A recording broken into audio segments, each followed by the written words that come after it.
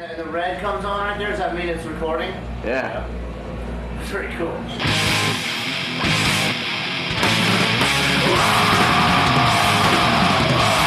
We still wear the same clothes, still live in the same basement. The smallest show we have ever played was to absolutely no one. We played anyways. The promoter was there for 2 songs left, and the door guy was there for 1 song and walked outside. It's not easy fucking starting out, man. No money, no one has any money, but then I guess you don't give a shit because you never had any money before that anyways. We just were like, fuck it, just practice. Doesn't matter. I just get off on playing rock and roll in front of, when people come up and like, you see the joy in their eyes and they really like what you're doing, your music. It's like a natural high, it's cool.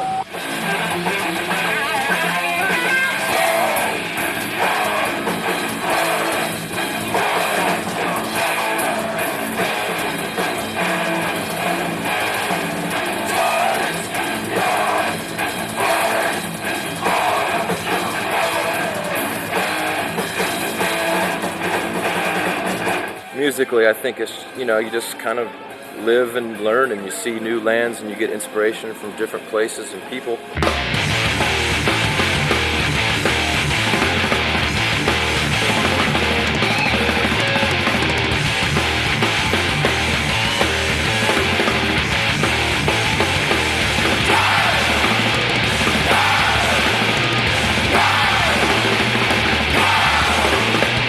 19 countries, 48 states.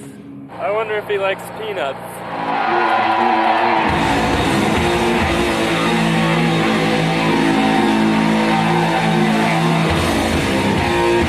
There was 57,000 people there. I almost pissed and shit myself as we took the stage.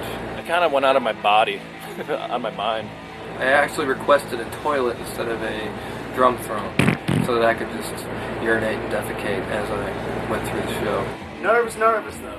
Nervous. As far as you can see, I was like looking at all these people, and I'm just kind of playing. I'm like, what's going on right here? It's like a concert, and there's all these people, like a festival. I couldn't even, it was just, it's amazing. My eyeballs felt like 2 plasma screen TVs. I'm just watching TV. It's not really happening. You're like, fuck, man, you fuck something up. Not only, 100 people are going to see it, or 20 or 50, fucking 50,000 people are going to see it, you know what I mean? I thought I was in a dream or something. All of a sudden I was like, oh yeah, I'm playing, it's me, I'm playing, they're looking at me. The 30 minutes you have on stage, and then it's all over. Then you're not really in Mastodon anymore. You're just some dude from Mastodon. Personally, we haven't really matured. Well, Braun got stronger. Bill got more tattoos. You see this? Does that look the same? It's this? Yeah, that sucks. And Brent got fatter. Look, obviously my belly will eat his belly. His is this shit's bigger than mine. They call me Crazy Eyes Killer. Who just got them? They're brand new. I picked them up back in Los Angeles. People think I'm Captain Ahab or something. I think you're Ahab, but you're not. You're Ishmael, and you're just a shitmate. And I own this fucking shit. You guys say hello to Brent. This is Bill. Back there is Braun.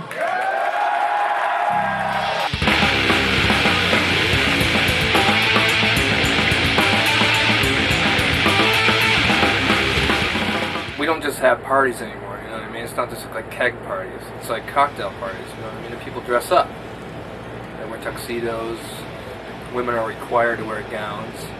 You have personal servants now. Yeah.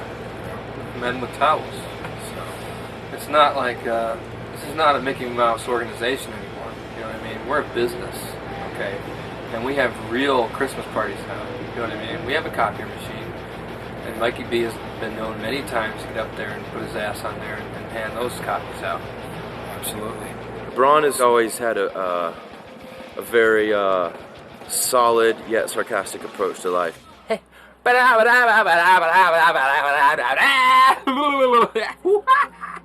So, he just lives it. He just goes with the flow. Or I don't know what he does.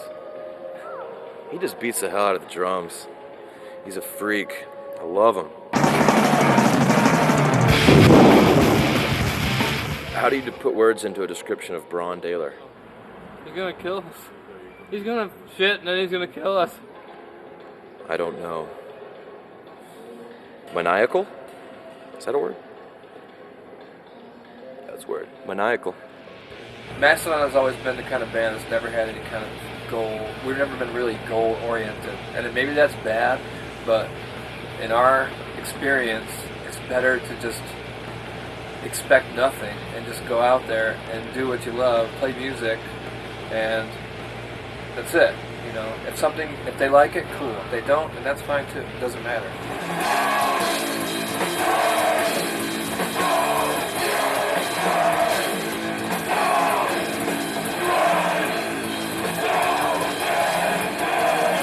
Get that energy that goes back and forth between you and the crowd. That's like the most untouchable thing, and that makes us really happy. And you can see it, the smiles on the people's faces, and that's awesome. That's what it's all about. Bill just collects tattoos. I have a couple. Inside G88, Assassin Droid. And he likes to sample various tacos and burritos across the world. Ultimate grubbage. How'd you get it? Lunch.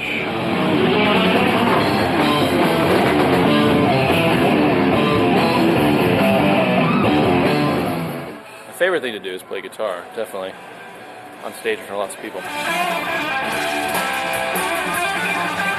My second favorite thing to do, play Miss Pac-Man. Oh yeah. Eat those dots. Third favorite thing to do is go into a toy store, like that one over there.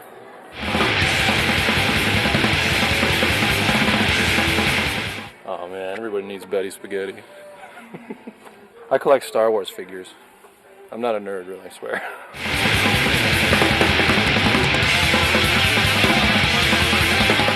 That's Jimmy Vader, Darth Hendrix. Yeah.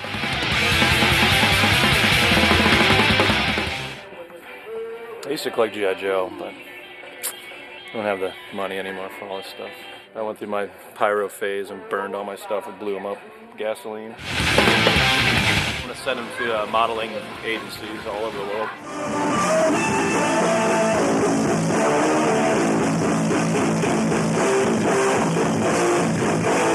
Brent is a strict beer connoisseur.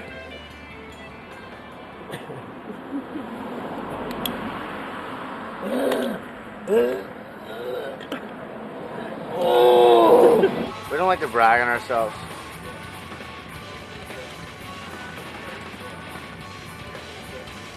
We're here with Mastodon, The biggest band in the whole the biggest band in the whole world. We're huge. Oh, they're huge. I'm a free spirit. What's that? A free spirit. I enjoy life and I live it to the fullest. Right, you're gonna get in trouble. What? You're gonna get in trouble soon. Let's go, come on. No, no. I don't want to get my camera Hey, you know what? confiscated. Good for your dad, so it's like you caught. You guys are pussycats, You're pussycats. gonna get in trouble, dude. You know, you might get drunk and crazy a lot, or every once in a while, but I love that guy. Come on. Oh my god. How could you not love Brent? Exactly. It's amazing.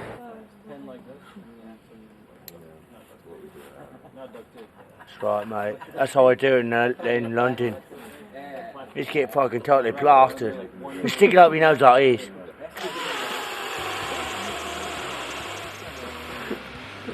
Just sniff it out like that.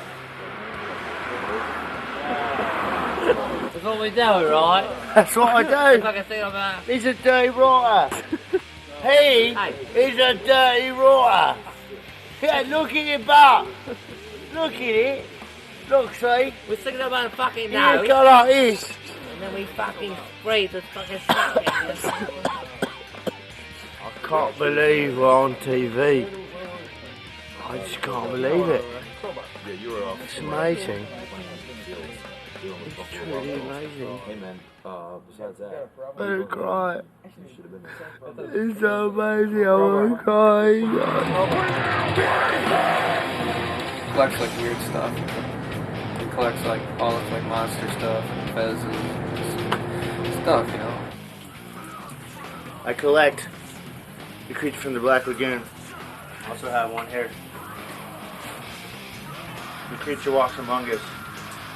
But that's about the only thing I guess I really care about collecting. I mean, I like oddities just like the next guy likes oddities, though, you know? I mean, they're freaky shit. I like freaky shit. Especially if it comes in like a glass box or something. Watch out, cold-blooded. I think monsters in general are misunderstood, you know what I mean?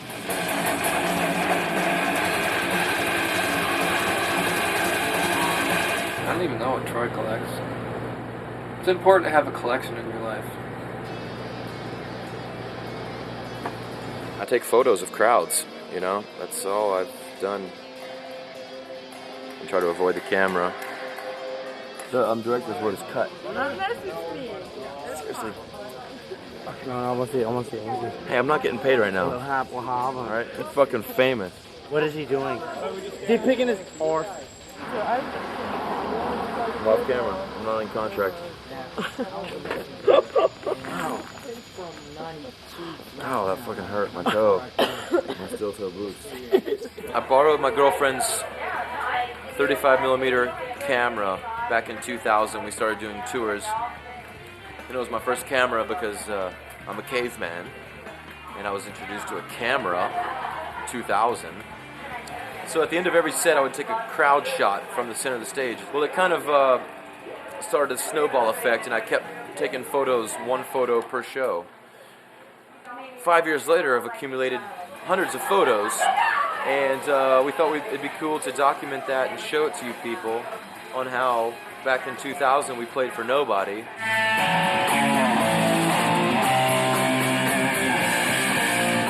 And how it's culminated to bigger followings, and the camera tells no lie.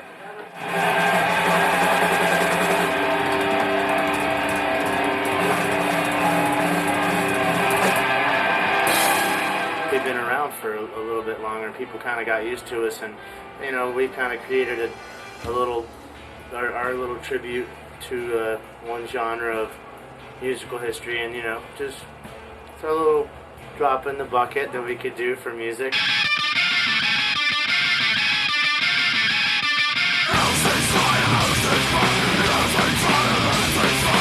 Take you back from Mastodon, 4-hour fogger days.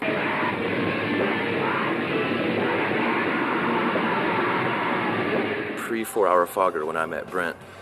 This is 93 and Brent was living in Birmingham, Alabama, and our band Knuckle at the time went over to Birmingham and played the Nick.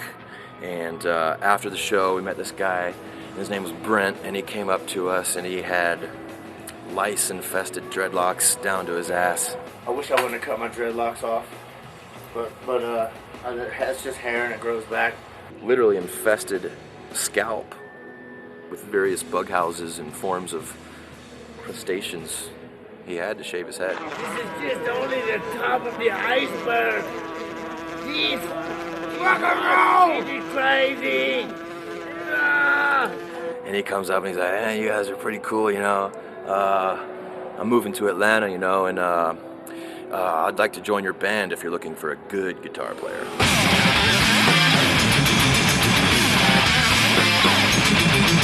I have 100 songs. Like, all right, man, cool, you know, let's do this. So the next day he moves from Birmingham, Alabama to Atlanta in his Dodge 250 white van and proceeded to live in it and jam with us for the next 5 years. And that's how 4-Hour Fogger came to life.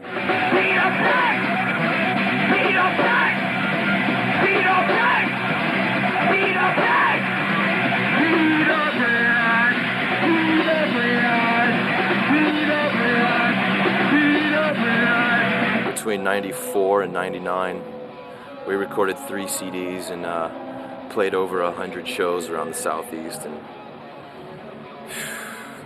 crazy. And like I'd have my clothes on, and then right before we go on, I'd just strip all our clothes off and then just go up there naked and play. I don't know, I used to get like a rush out of it. My singer used to do it with me, Gary used to do it all the time. Troy, the bass player, he did it. We used to play in bikinis. I never went past the bikini briefs, but yeah, Brent would get wasted and get totally naked and have to avoid being arrested by running off stage. That actually happened once. That was awesome. We had a good time.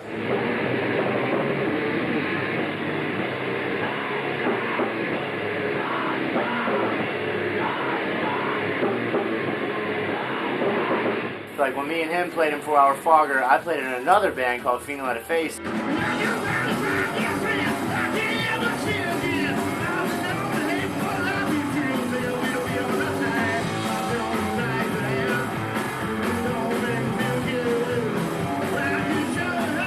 He has this crazy rockabilly surf band, you know. It was like they wear pantyhose on their heads and fezzes and suits and stand-up bass and crazy big guitars, and it was really awesome.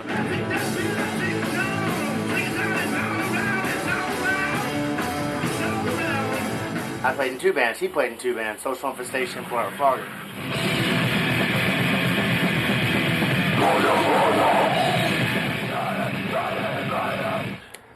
What's happening?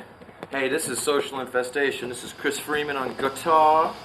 This is Mike Thompson on the drums. Troy, he plays bass guitar in a couple of bands. And here's our story. Basically, 7 years ago, I get this phone call from Chris over here, and he's like, "Hey, Troy, I know you play with 4 Hour Fogger, and we just lost our bass player. We're called Social Infestation. We're from Atlanta, and we got this show next week. And we're wondering if you'd be cool with coming down, learning all of our songs, and playing a show next week."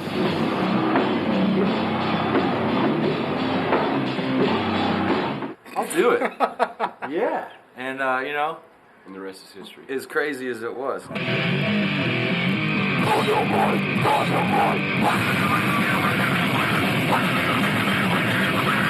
The bottom line, I think, is that it's probably the most pure, fun, simple, heavy, brutal band I've ever been in. It's got an honest approach, you know. It's the songs are short and sweet. There's no pretentiousness. There's no beating around the bush. You know, it's just a simple, straightforward, grindcore punk band.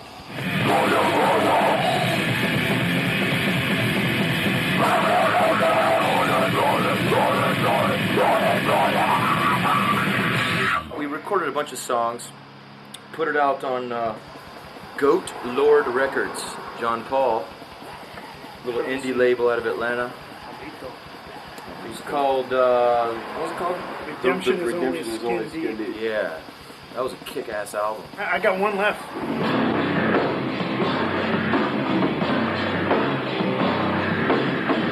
7 years later, we're doing our first interview. Yes. High five. Yes! We kind of finished an album about 2 years ago, Yeah. but We recorded about 10 songs, did a very rough mix, still lacking some vocals on some of them, yeah, and then that's it. We're still waiting to get around to finishing it.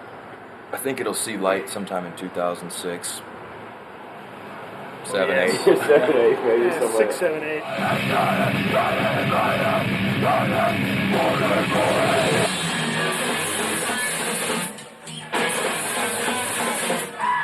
I loved Lethargy, and it was definitely like it broke me into the heavy metal world of playing music live. Definitely taught me a lot of dexterity and had an effect on my playing style.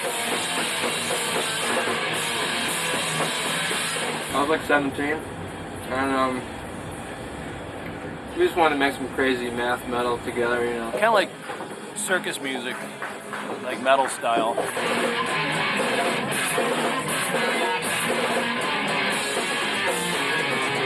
Couldn't really sink your teeth into any one riff. They need our attention. We practiced in my mom's basement. And, every once in a while, my little cousin would come over. She was about 6 years old. She would vomit while we played. So we got a kind of reputation for making small kids vomit.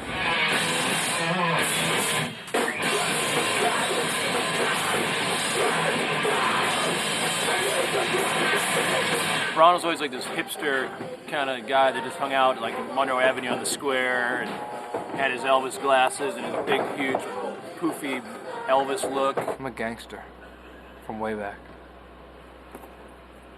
You don't know. This is Silvertooth. It's not an act. You have no idea. Step off. He used to have this like long silver like toothpick that was going through his septum. I thought that was pretty funny looking. Bill joined the band in '94, and we started picking up steam a little bit, but we still didn't understand that you really need to get out there and tour. It wasn't very ambitious, I guess. We just were like, oh, we'll just sit here at our front door and wait for someone to come up and knock on the door and give us a record contract. But that's not how it works. It's business. You really got to go out there and pour yourself. It's kind of why I wanted to move to like Atlanta or somewhere else, somewhere where it's a little more of a scene, you know. Finally!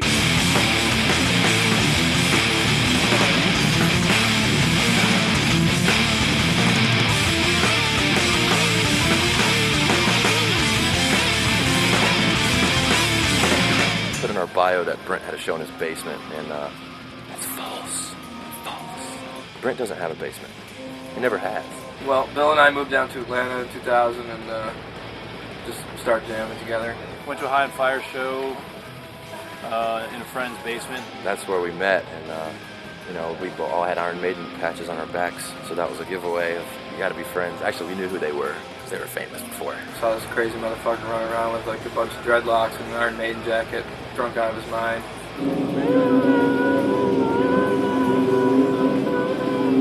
So we exchanged words. We had some words up there. Ron walks up to Brent and says, "Hey man, why don't you go fuck your mother?" And Brent laughed. He's like, "Oh, cool, he got a sick sense of sarcasm." And they're like, "Hey, our band's kind of falling apart. Our singer just moved away. Our drummer is not really into it, and they're looking to do something different." First it was just me and Braun and Bill. The very first reincarnation. Or carnation. Brent met with Bill and Braun the next day, and he was totally wasted and couldn't play one song. He's like, "Yeah, went down to something like, okay, let's go jam with you now." And he was like, "Yo, check this shit out, man. I want to do some more like stoner stuff, like." Bow, bow, bow, down,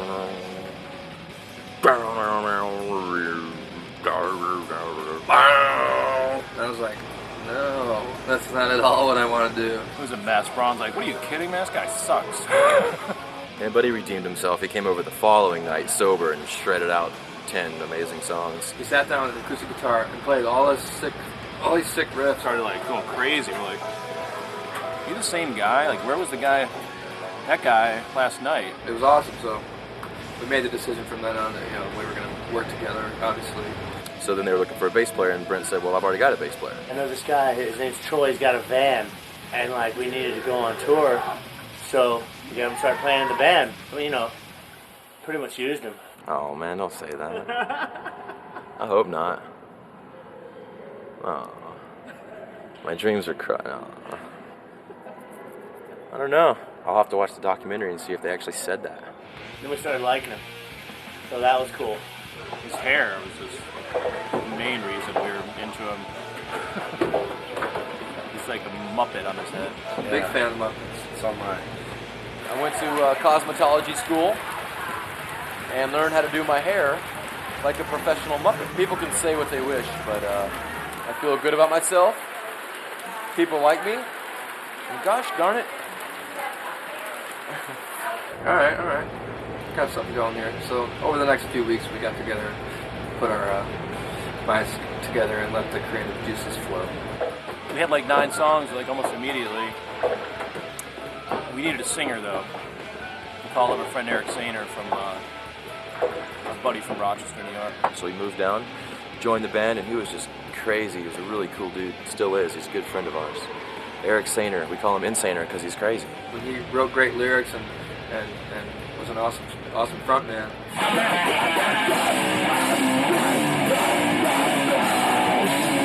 But for him personally, he just wasn't having a good time. About 3 or 4 months later, Eric Sainer had to leave the band because he just wasn't happy living in Atlanta, so he moved back to Rochester.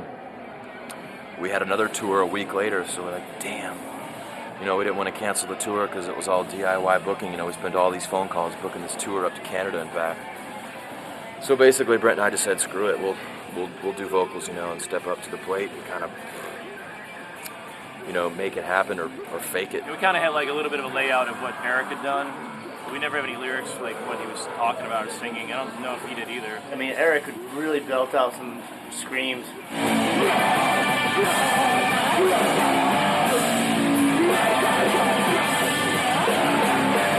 You couldn't really understand any words that were being said, not like there's any difference now or anything.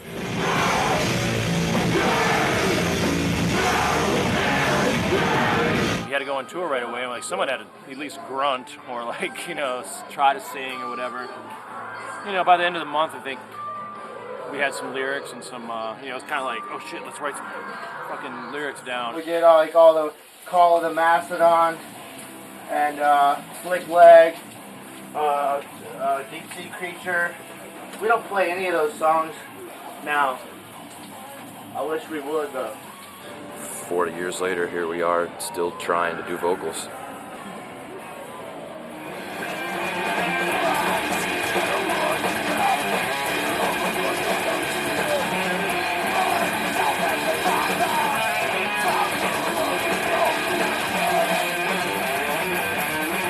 When we first got together, I was talking to Bill, and he had a Boba Fett emblem on his arm. And it's like a Mastodon skull looking thing, you know what I mean? And I was like, dude, what's that fucking elephant called? A Mastodon or something, Masta? And Bill was like, Mastodon. I was like, yeah, Mastodon. Yeah, let's call it that. And Bill was like, yeah, dude, that sounds good. So we called it that. I'm picking off this sticker. Can you put the camera down and help me?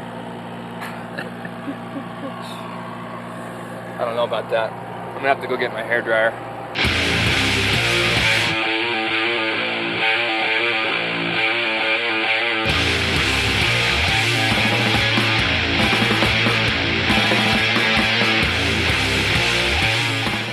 Bron, wake up, dude. The bus is here. We gotta go. No, I'm not. Dude, this is no place for home.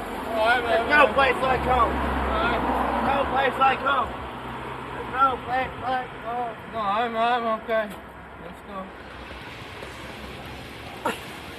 And everybody's got their own special talents. Sometimes, like, if you just like hang out long enough, you don't do anything, you can produce food. It just like comes out of your throat.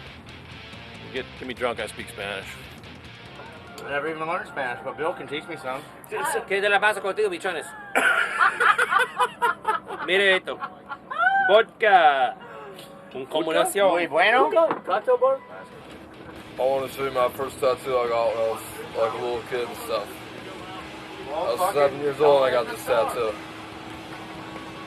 Bobby, you know what to do. Alternate route.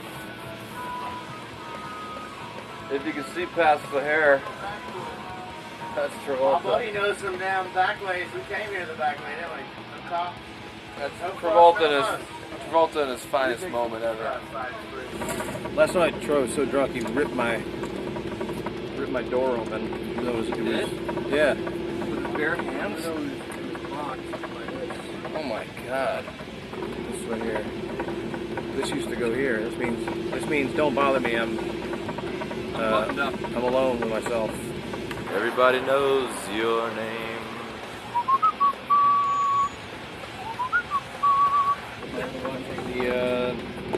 Watching the last Cheers episode. Really getting down. Missing Shelley Long. Oh, the Cheers finale was just monumental for me in my life. No, we're not on holiday. It's not Christmas yet. December we go on holiday. We don't have anything, you're right. You have more than we have. We're partying the hallway. Well, I'm in my party cubicle. That's where all the shit goes down.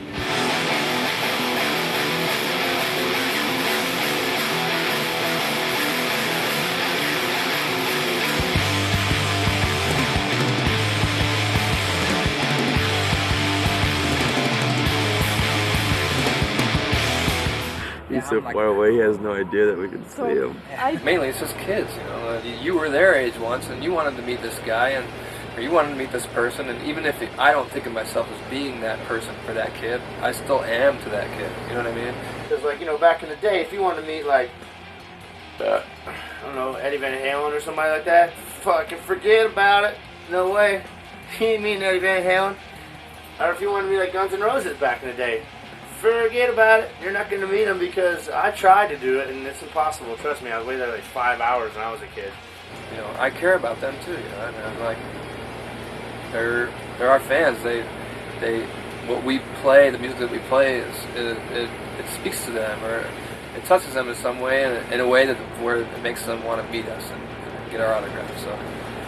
So I'm more than happy to sign, you know, many autographs as I can for kids, just because I think it's important. I signed this kid's shoe yesterday. It was pretty awkward. I signed 2 shoes, not the same pair, but one of each. I just happened to be in the aisle in Toys R Us where they sell the fake princess jewelry, boxes and boxes of fake like tiaras and stuff. Am I right? Huh? Mastodon. Yeah. Fucking A, you guys rock. Thanks, man. He's like, what y'all doing in Texarkana? And I was like, well, I'm here to buy some some princess jewelry, like a nice tiara and some necklaces and bracelets and things. Is that cool with you? What are you guys in fucking Blackstaff, man? You're just driving through? It's halfway to Albuquerque? Yep. So from where we went. So we stopped for the day here in Phoenix, weren't you guys? Yeah.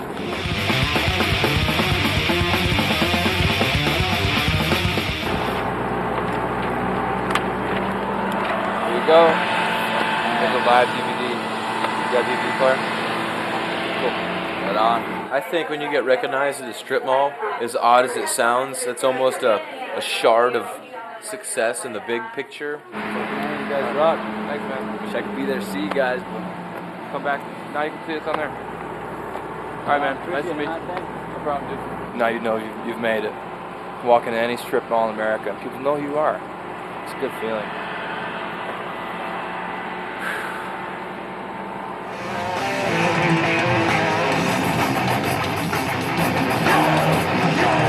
I'd grabbed my food at catering, and I was like, okay, no one's really talked to me. I started walking back. This young kid came up to me. He's like, oh my God, aren't you that guy? You're that dude. You're in that band. You're in the band Mastodon, right? I'm like, yep. I'm like, yeah, I am. Thanks. Yeah, whatever. And he's like, I love you guys. Can I hug you or something? I was like, no, not right now. I was like, how about a handshake? I mean, I had my hands full, like coffee and food. It wasn't that awkward. It was kind of cute, actually. At one time, this fan made a glass pipe. It was a whale, and it came with a harpoon that you stuck in the back, and off that was like this tube, and you smoked out of that, and I never really understand how to work it. We still got the whale at the house. It says Mastodon on the side of it, hand-blown glass, spelled wrong, and it's just fucking, what is this useless? Thank you though, you know what I mean? But I don't even know. We had like 3 pieces. We lost 2 of the pieces. I just got the glass whale. And come with me to the machine. We buy some beer.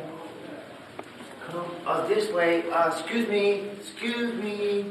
This way. Beer this way. I have to go number 2. Yeah, but I'm gonna hold it for a while, I think. Anybody get ignorant? Because you can't go number 2 on here. Ignorant motherfucker. And I'm not doing the baggy trick. That's just not cool. You know, it's cool. Hey! I'm sorry, I found the white whale. I mean, I guess if I really had to, if I had if I had diarrhea or something, I guess I would have to, but I don't, so I'm a trained shit holder. I got a fart. Better ask somebody. Shit, you know, I heard a rap. Fucking DJ Ramon. Don't swear. Did I swear? Yeah, you said the F word. Take two. Yeah. F. Did your Say F. Or say why? Farting. Fart box. Oh man, well that's the van, you know. We all fart all the time, so it's a lot. That's the simple explanation. Fart box. It's a box. A bunch of dudes in there farting.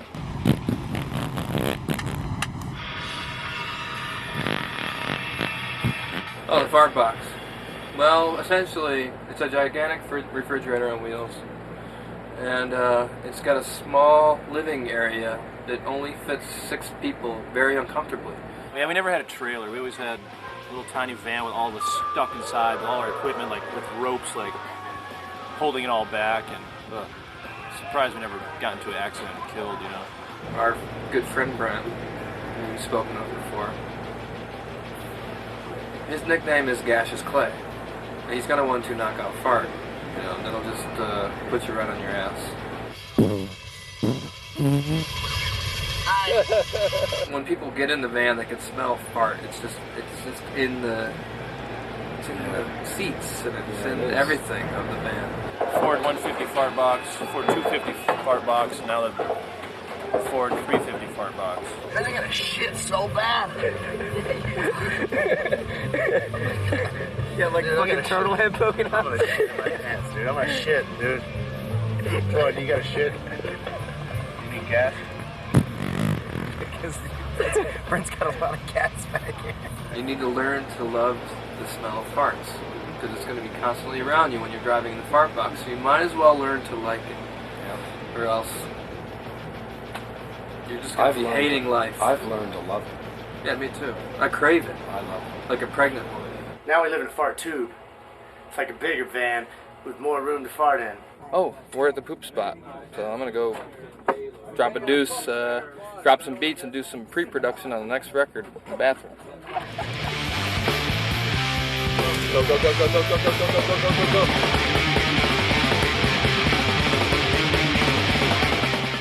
Peeing in the van is not allowed unless you have a bottle. I'm not afraid of peeing in these kind of bottles because I know I'm not going to fill it up.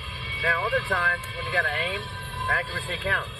And usually would like to go for the Gatorade or the Powerade bottles because those are they have a large mouth on them and they're big.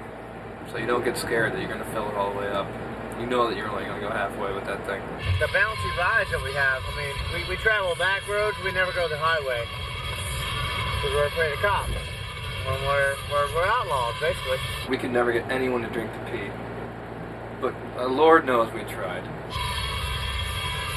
That's how much urine just came out of my urethra and my bladder. I guess they work together.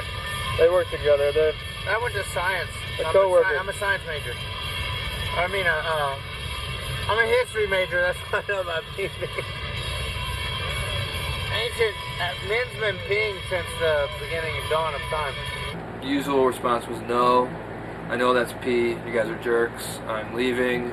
I'm not your friend anymore, or something along. Remember? Yeah. Something along those lines. It's like sometimes we don't go to pee-pee on purpose, so we can outdo each other. You can never let your dreams die. And my dream is to see one of my friends drink pee. Yeah. And just bomb everybody. I've seen someone drink pee once. Yeah, man. Pee bottles, they're still in the van. I bet you anything there's still pee bottles like all in the van.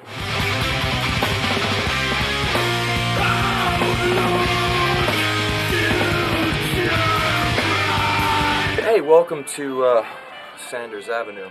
I own this place. I'm going to share with you 3 of my favorite albums. If you don't care, fast forward. Cool, you're still there. Alright. Number 1. The 10th anniversary album of George Jones.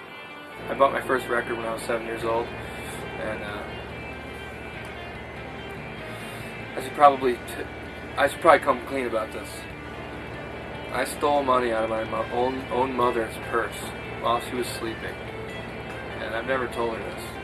So hopefully this DVD will just, get this off my chest, and I won't have to tell her in person. Actually, I got to meet George at the mall, and he put his name right there with a black Sharpie.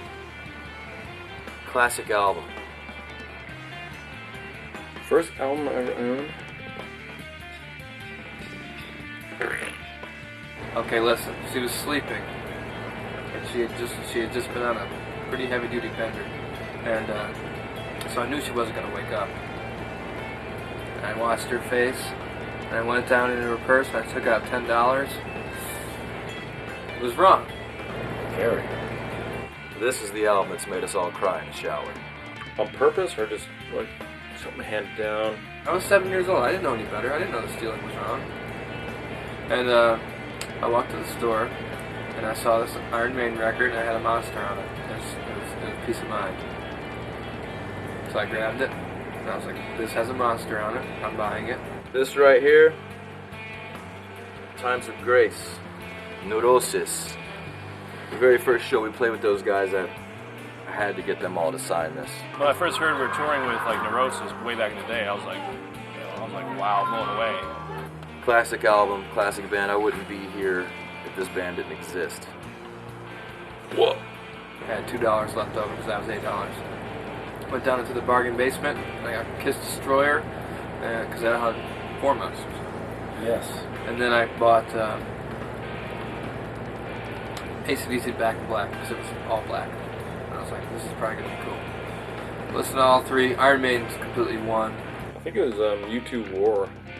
My dad's from Ireland, and he's, I don't know, might have something to do with it, but he was like, here you go. Last but not least, my first album, first arena concert, Men at Work. I loved AC/DC and Kiss, and still do, obviously. But it just so happened that I bought 3 of the most legendary records of all time, all on the same day. My first 3 records ever. That's pretty cool. I feel good about that purchase. Those 3 purchases, that was a good purchase day. Top 3 albums of all time. There you go, folks. Remember when I first got Rain and Blood? I had to go to my grandmother's house at night and I had to go rake her leaves for her. And so I brought my boombox with me. I popped some Rain and Blood. You know, just like making the biggest leaf pile ever. You know, very violent leaf pile. Satanic pile of leaves. My grandmother didn't even know how satanic her fall foliage was.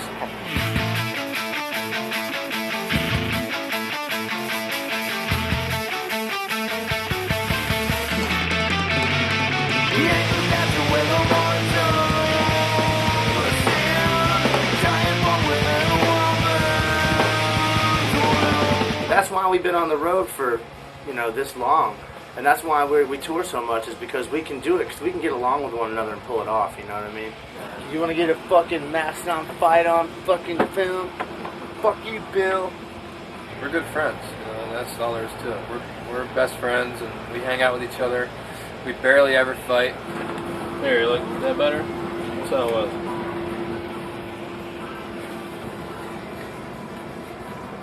And when we do, it's just for a couple seconds, and it's like, we love each other. We're a good functioning family, I think. You're not an asshole too, are you? No, I'm a nice guy. Fuck you, man.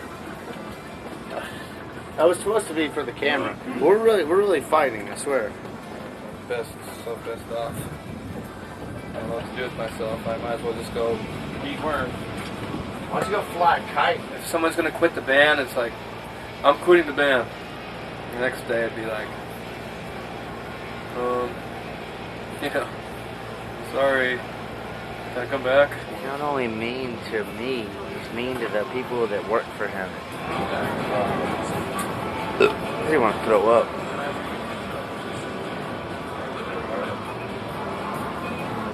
None of us would know what to do with ourselves if we quit Mastodon at this point, I'm gonna go with a hard rock. I was standing there and there was... We can always get over any kind of bullshit. We're not pop stars. We're not, we don't have any money. We're just kind of doing this for the love of it. Oh, I won that at the Grammys. Patrick Swayze introduced it to me.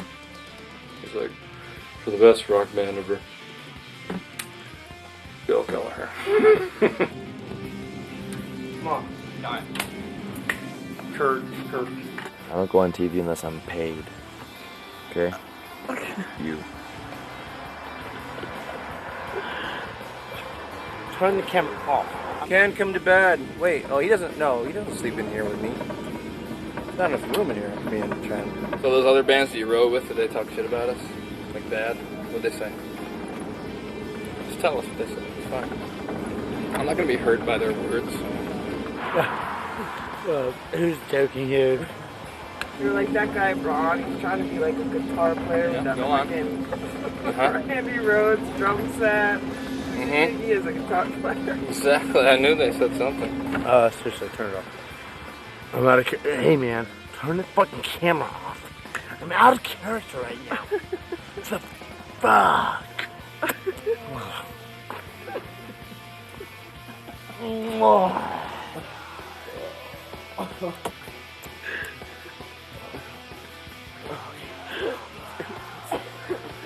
Can't deal with this reality any longer.